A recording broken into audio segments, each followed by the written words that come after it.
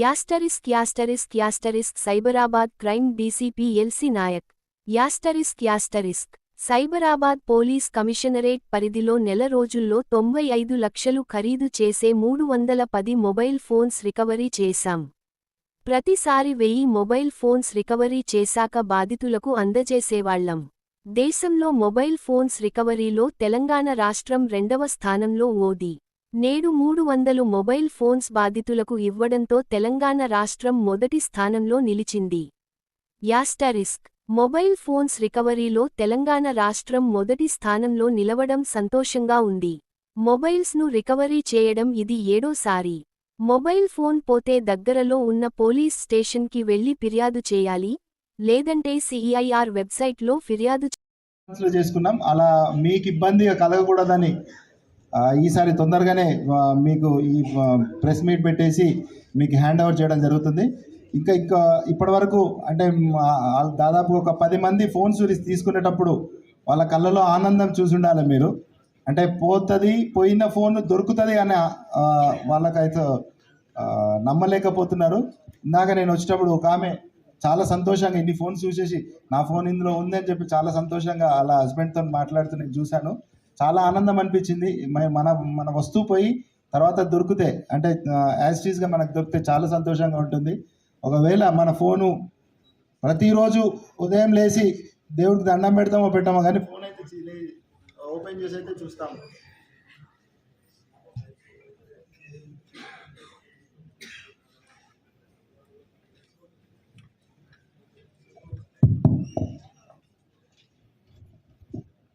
అంత దైనందిక జీవితంలో ఈ ఫోన్ అనేది చాలా ఇంపార్టెంట్ అయిపోయింది మనకు.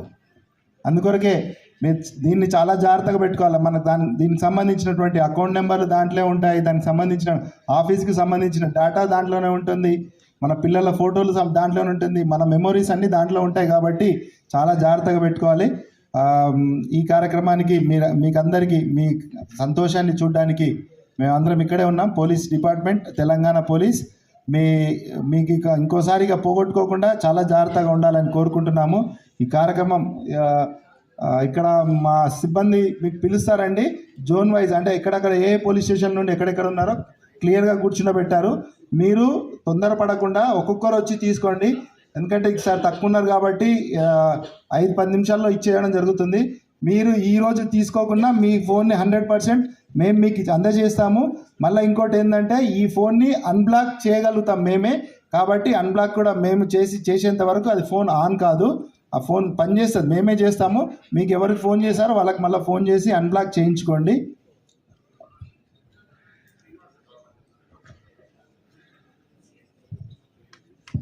అంటే ఒకరి మీద ఒకరు పడకుండా జాగ్రత్తగా తీసుకోండి మీ ఫోన్స్. ఈ కార్యక్రమానికి ఇచ్చేసినటువంటి డీసీపీ క్రైమ్స్ గారికి మరియు సిపి గారి ఆదేశానుసారంగా, జాయింట్ సిపి గారి ఆదేశానుసారంగా మేమందరం ఈ కార్యక్రమాన్ని కంటిన్యూ చేస్తామని చెప్పేసి అనుకుంటూ ఈ కార్యక్రమాన్ని ముగిస్తున్నాం. Thank you sir.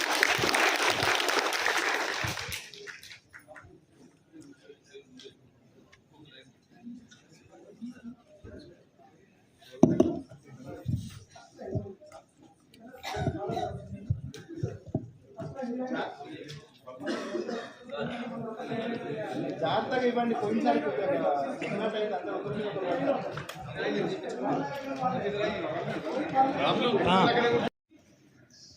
Third Jalaja మాట్లాడతారమ్మా.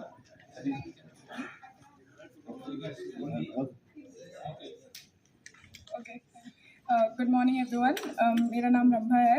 I am a student here. I lost my phone like 2 months ago and surprisingly I found it back. Thank you so much. Yeah, I bought it on my own money, so I was really... Jalaja. Fourth Nagamani.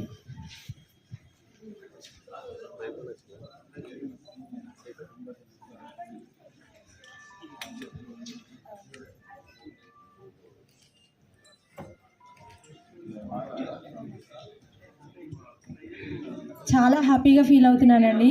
అసలు ఈ phone యాక్చువల్గా first time పోయింది, దొరికింది, మళ్ళీ పోయింది, second time కూడా దొరికింది. చాలా హ్యాపీగా ఉన్నాను నేనైతే. ఫస్ట్ టైం పోయినప్పుడు ఇది నా పాప చేతిలో పోయింది. అంటే తను బస్సులో ట్రావెల్ చేస్తుంది, తను కాలేజీ స్టూడెంట్. ఎంత ఏడ్చిందంటే ఆ రోజు చాలా ఏడ్చింది పాపం.